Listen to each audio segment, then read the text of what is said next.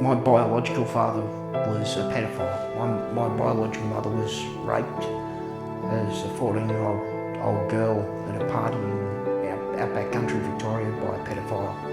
So I'm the product of that.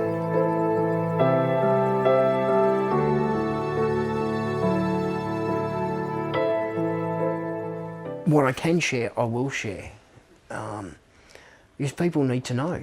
You know, the more people who listen will get an understanding of why people are doing what they're doing and be less likely to judge. And judgment is such a divisional thing, a dividing thing within society, because they're making judgments on things they don't know or understand. If you, like you said, if you take the time to sit down and talk to someone and find out why they're doing what they're doing or have made the choices that they've made, if they're a choice, which most of the time they're not a choice. It's a thing with people. People react to the situations they're in or the situations that are making the feelings that they're feeling. They react to that. They don't sort of sit down and have a logical thought process of 10 minutes and say, I'm going to do this, this and this, which is going to get me here. They just react. You know, like I said with the drugs, most people will say or think, I want to feel better. And that's about as far as it goes. And so they'll help themselves to feel better, help themselves to help themselves. They don't sit there and go, right, I'm a 14-year-old child and I've got a shit home life. Hypothetically, I'm getting beaten at home as a child. You know, I'm a female who's getting molested as a child. I'm watching my mother getting beaten by my father, my stepfather, my boyfriend, whatever it is. I'm having to go to school and getting teased and picked on every day because I don't have the right uniform, I don't have clean clothes, I don't have a lunch to bring, I'm hungry. You know, there's all these things. So I'm now going to go and use a substance that has been normally thrust upon them by somebody who's older for their own malicious choices and reasons of helping them get their own product or whatever it is, to make myself feel better. And in another 5 years from now, I'm going to be a young adult who's addicted to a drug or addicted to a substance, and my life has gone even more spiralling out of control. So I'm going to feel even worse then. So I'm going to need it even more to make myself feel good, and I'm going to fuck my life for the rest of my days. That's what I'm going to go and do. No one does that. No one does that. To say that people do is just pure fucking ignorance. That really is.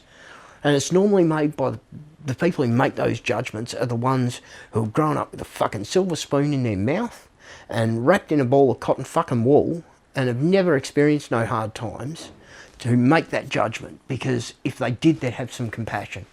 It's this thinking of people choose as a child to be inflicted with suffer or pain, and so the choices you make as a broken child that impact your life as an adult, that it was, you made this rational choice and decision, which you don't at all. So yeah, the large majority of my mates have passed, have all died now, whether it be from overdoses, whether it be from police violence, whether it be from suicide. There's a large number of committed suicide. A lot of the overdoses have been self-inflicted suicide. Yes, it's classed as an overdose and a drug death, but it's not. They've taken the way out of suicide. And that's sad. We're losing so many young people these days to suicide because society won't get off their arse and fucking help.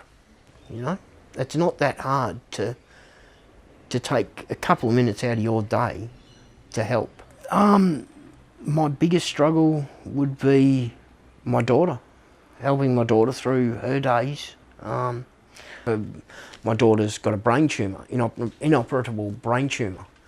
So I'm her primary carer. I have to help her eat, bath, I do all the cooking, that sort of thing. She depends on me highly.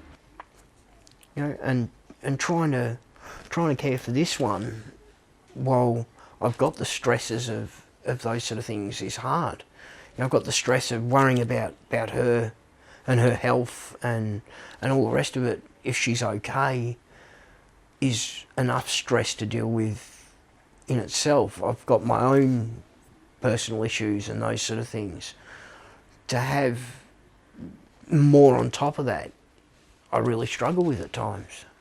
Really struggle with. People are like quick to judge, you know what I mean? Oh, so quick to judge. Yeah.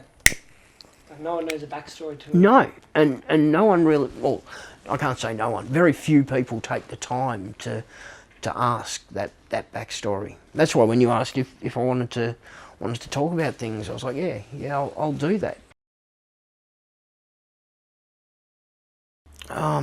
Don't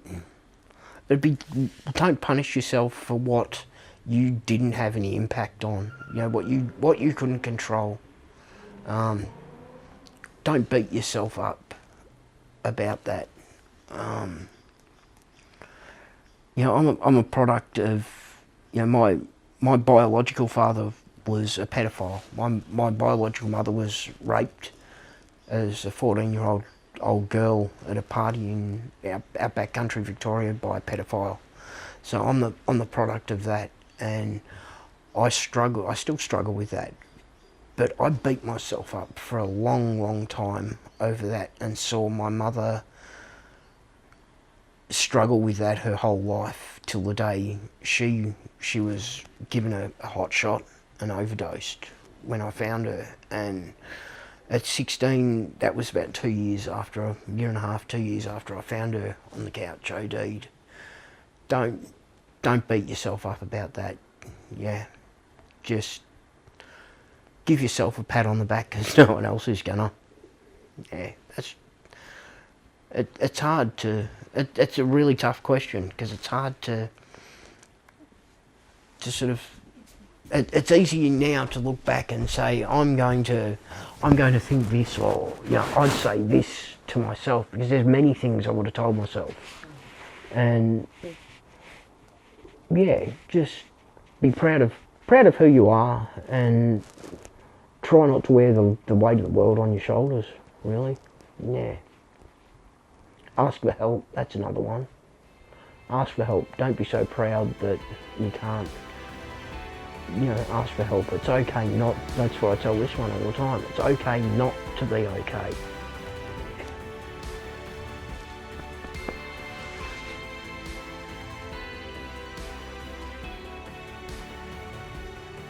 Love you too, kiddo.